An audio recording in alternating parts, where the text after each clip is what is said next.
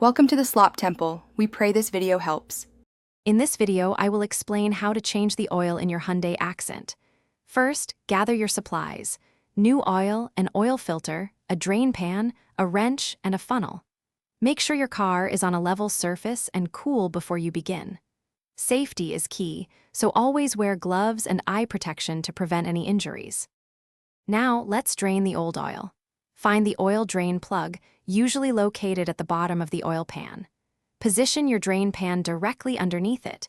Using the correct wrench, carefully loosen and remove the plug. Allow all the old oil to drain fully into the pan. This process usually takes about 10 to 15 minutes for complete drainage. Next, remove the old oil filter.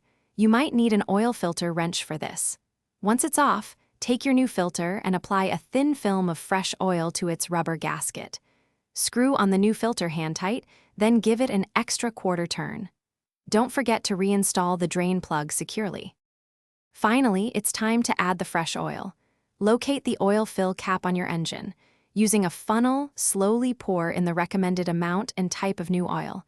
Start the engine briefly, then turn it off. Wait a few minutes, then check the oil level with the dipstick. Ensure there are no leaks.